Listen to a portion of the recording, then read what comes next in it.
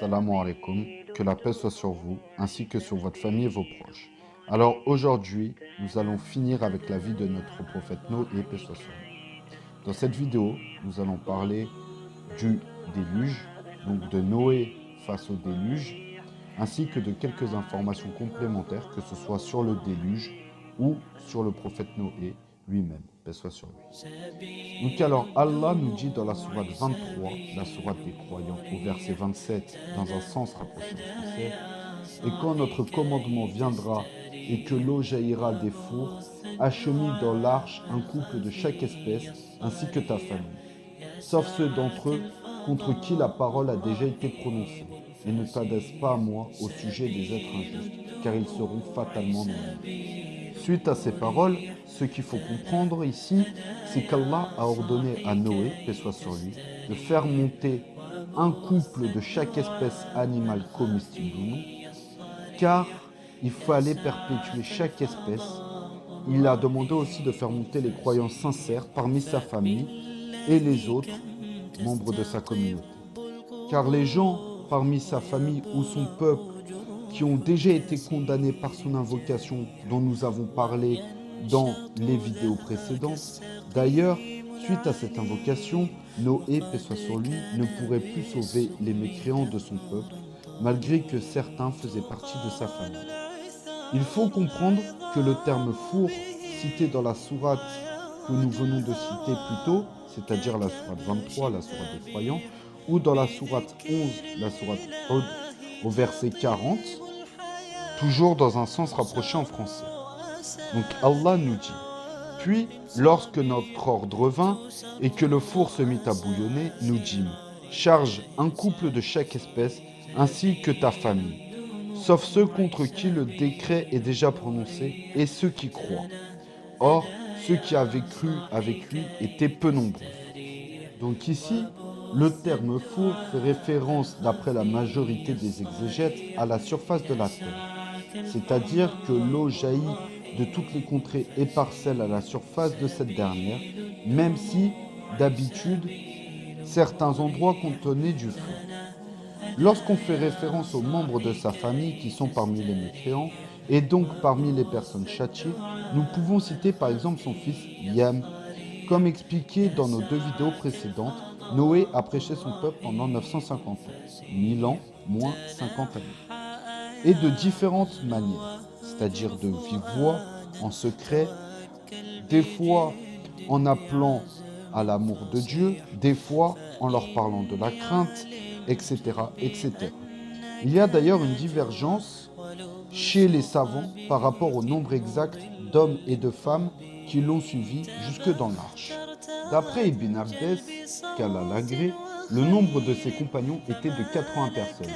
Ka'b ibn al-Ahbar avance lui qu'ils étaient 72, alors que d'autres personnes parlent de 10. Et un dernier avis, qui lui s'oppose au sens apparent du verset, dit qu'il y avait les 3 autres fils de Noé, paix soit sur lui, ainsi que ses 4 belles-filles, dont la femme de son fils Yam, qui lui était inscrit parmi ceux qui sera châtié. Quand nous parlons aussi des membres de sa famille qui seront châtiés, nous pensons aussi à sa femme, qui est la mère de ses 4 fils, c'est-à-dire Ham, Sam, Yafith, Abir et Yam, que les gens du livre appellent Canaan, et qui est celui qui mourut noyé. Sa femme a été donc aussi parmi les personnes châtiées parmi son peuple et sa famille. D'ailleurs, il y a une divergence par rapport à sa mort. Certains disent que sa femme était morte avant le déluge, d'autres qu'elle serait morte, comme la majorité des gens, pendant le déluge. D'après certaines personnes parmi les gens du livre, ils disent que la femme de Noé se trouvait dans l'arche. Il serait donc possible qu'elle devint mécréante après cela, ou encore que son châtiment ait été repoussé jusqu'au jour de la résurrection. Mais il semblerait que ce soit les avis cités plus tôt qui seraient le plus propices par rapport à ce qui est cité dans la sourate Nuh au verset 26, dans un sens rapproché en français, « Seigneur, ne laisse aucun mécréant sur terre ». La sourate les croyants, c'est-à-dire la sourate 23 au verset 28 à 29, Allah nous dit « Et lorsque tu seras installé, toi et ceux qui sont avec toi dans l'arche, dis louange à Allah, qui nous a sauvés du peuple injuste. Et dit, Seigneur, fais-moi débarquer d'un débarquement béni, tu es celui qui procure le meilleur débarquement. Allah lui ordonna donc de le louer et lui fit comprendre qu'il venait de trancher entre Noé, sa famille qui était dans une foi sincère ainsi que ses compagnons, et le peuple mécréant de Noé, et ceux qui lui firent la guerre, qui le traitèrent de menteur et qui étaient injustes. De même, il est recommandé de demander la bénédiction d'Allah au début de chaque chose et de demander que les conséquences soient heureuses. Ainsi, Allah demanda au prophète Mohammed, paix et bénédiction soient sur lui, au moment où celui-ci émigra à Médine, et dit, Seigneur, permets-moi d'entamer et de conclure tout ce que j'entreprends en t'obéissant sincèrement et dote-moi d'arguments qui me fassent triompher. Ces paroles que nous venons de citer ont été rapportées au verset 80 de la sourate 17, c'est-à-dire la sourate du voyage nocturne, toujours dans un sens rapproché en français. Suite à ces paroles, nous pouvons comprendre que Noé, paix sur lui, s'est d'ailleurs conforté à cette recommandation lorsqu'il a dit dans la sourate 11, c'est-à-dire la sourate Hud, au verset 41, toujours dans un sens rapproché en français. Montez à bord, que sa course et son mouillage se fassent au nom d'Allah. En vérité, mon Seigneur pardonne et fait miséricorde. C'est-à-dire que son départ et son arrivée se sont faits au nom d'Allah. Allah nous dit dans la même sourate et le même verset, c'est-à-dire la sourate 11, Hud au verset 41, Allah nous dit aussi « Et elle vogua en emportant au milieu de vagues semblables à des montagnes, et Noé appela son fils qui restait à l'écart. Mon enfant, embarque avec nous et ne reste pas avec les mécréants. » Alors, d'après les exégètes, Allah fit descendre à ce moment-là des pluies diluviennes auxquelles la terre n'avait pas été habituée. Et elle ne connut plus jamais les mêmes pluies après cela. Des trombes d'eau se déversèrent sur la terre. Allah ordonna également que toutes les contrées et parcelles sur la surface du globe soient imprégnées d'eau et de l'eau sortie de partout. Comme il est dit dans la même sourate, c'est-à-dire la sourate 11, la sourate Hud, au verset 42 dans un sens rapproché en français, il invoqua son Seigneur. Je suis vaincu, fais triompher ta cause. Nous ouvrîmes alors les portes du ciel à une eau torrentielle et fîmes de la terre des sources jaillissantes. Les eaux se rencontrèrent d'après un ordre qui était déjà décrété, et nous le transportâmes sur un objet formé de planches et de clous voguant sous nos yeux. Allah nous parle de l'arche lorsqu'il parle d'un objet formé de planches et de clous voguant sous nos yeux. Alors, plusieurs exégètes affirment que les vagues qui sont apparues lors du déluge dépassèrent de 15 coudées les plus hautes montagnes. Ils se réfèrent à ce nombre d'après les écritures des gens du livre. Suite à cette tempête, la terre fut complètement engloutie, et donc il ne restera plus du tout une seule créature vivante à la surface de celle-ci. Allah maintenant, dans la sourate 11, c'est-à-dire la sourate Hud, au verset 42 et 43, toujours dans un sens en français, nous dit « Et elle vogua, en emportant au milieu de vagues semblables à des montagnes, Noé appela son fils qui restait à l'écart. « Mon enfant, embarque avec nous et ne reste pas avec les mécréants. » Il répondit « Je vais me réfugier sur un mont qui me protégera de l'eau. » Noé lui dit « Il n'y a aujourd'hui aucun protecteur contre l'ordre d'Allah. Tous périront, sauf celui à qui est fait miséricorde. » Et les vagues s'interposèrent entre les deux hommes, et le fils fut du nombre des noyés.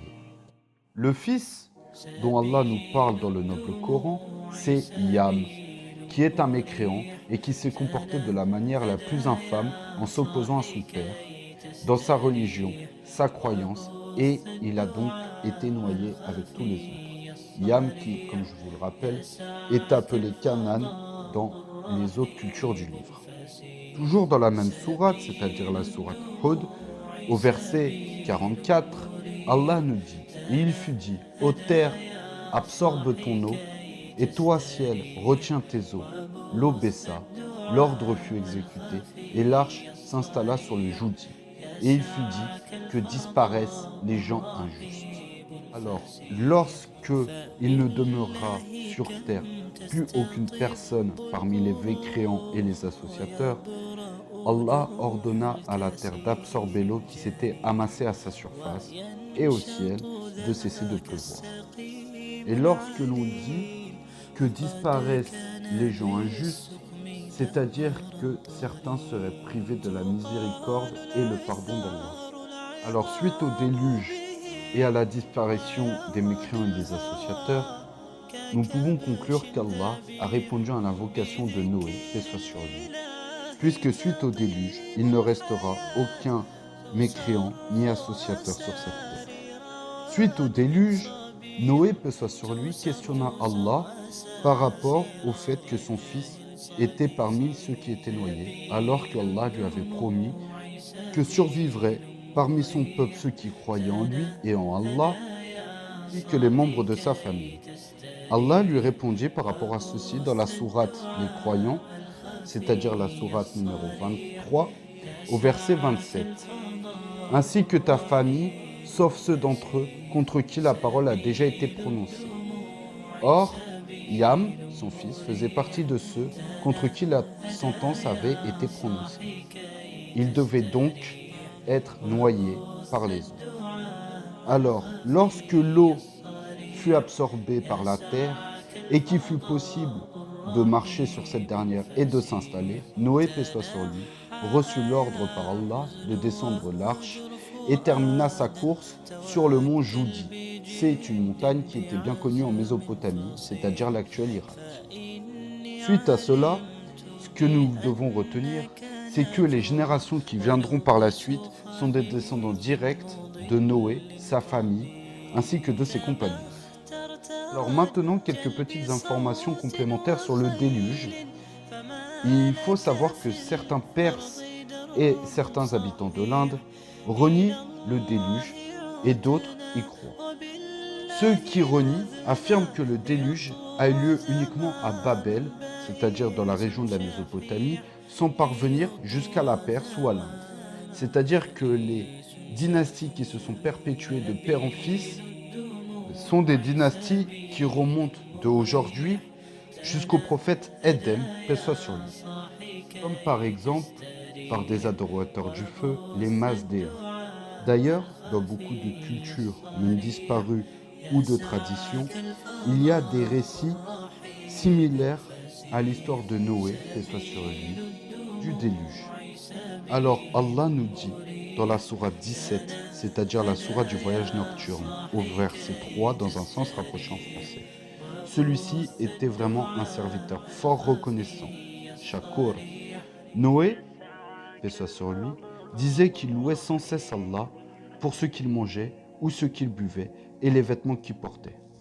Ce qu'il faut savoir à ce sujet, Anas ibn Malik, qu'Allah l'agrée, rapporte ces paroles du messager d'Allah, paix et bénédiction soient sur lui. Allah est satisfait de son serviteur qui, lorsqu'il mange quelque chose, loue Allah pour ce qu'il a mangé et qui, lorsqu'il boit quelque chose, loue Allah pour ce qu'il a bu. Ce hadith est rapporté par Muslim, Ahmed, At-Tirmidhi, An-Nasa'i.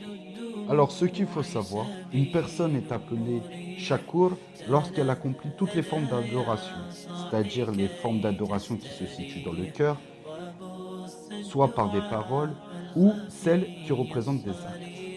La personne Shakur est celle qui accomplit tous ces actes à la fois, comme l'a dit un poète qui a dit ceci: « Je suis reconnaissant de vos faveurs envers moi de trois manières, par le geste, par la bouche et par le cœur, voilé au regard des hommes. » Alors, dans un récit que nous raconte Abdullah ibn Am, il dit que nous étions en compagnie du messager d'Allah, paix et bénédiction soit sur lui. Se présenta un homme du désert qui portait un manteau vert dont les boutons étaient de soie épaisse.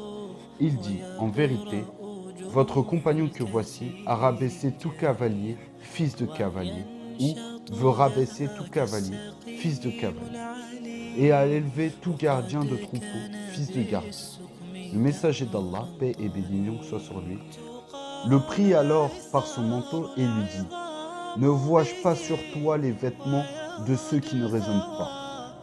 Puis il ajouta, lorsque le prophète d'Allah, Noé, paix soit sur lui, fut à l'agonie, il dit à son fils, je vais te faire une recommandation. Je vais ordonner 2 choses et t'en interdire 2 autres. Je t'ordonne d'attester qu'il n'y a de divinité digne d'adoration qu'Allah. En effet, si les 7 cieux et les 7 terres étaient placés sur le plateau d'une balance et la formule « il n'y a de divinité digne d'adoration qu'Allah » sur l'autre plateau, cette formule ferait pencher la balance de son côté. Et si les 7 cieux et les 7 terres étaient un anneau fermé, cette formule le briserait. Et je t'ordonne de prononcer ces paroles, pureté et louange à Allah, car cette formule est une invocation pour toutes choses. Et par elle, les créatures d'Allah reçoivent leurs bienfaits. Et je t'interdis le polythéisme, shirk et l'orgueil. Abdullah ibn Amr, qu'Allah l'agrée, ou un autre demanda, messager d'Allah, nous connaissons déjà le shirk, mais qu'est-ce que l'orgueil? Est-ce de porter 2 belles sandales possédant 2 belles lanières? Le prophète, paix et bénédiction soit sur lui, répondit par la négative. Il ajouta, est-ce de porter de beaux vêtements? Le prophète, paix et bénédiction soit sur lui, répondit par la négative, c'est-à-dire non. Il dit, est-ce de posséder une monture? Le prophète, paix et bénédiction soit sur lui, répondit par la négative, donc toujours non. Il demanda, est-ce d'avoir des amis qui s'assoient avec lui? Le prophète, paix et bénédiction soit sur lui, répondit non. Abdullah ibn Amr, qu'Allah l'agrée, ou un autre, dit, messager d'Allah, alors qu'est-ce que l'orgueil? Il répondit, c'est le refus de la vérité et le mépris des gens. Alors voilà ce qui conclut l'histoire du prophète Noé, paix soit sur lui. La prochaine fois, dans la série de l'histoire des prophètes, nous verrons la vie du prophète Hud. Barakallahu fikum. Assalamu alaikum.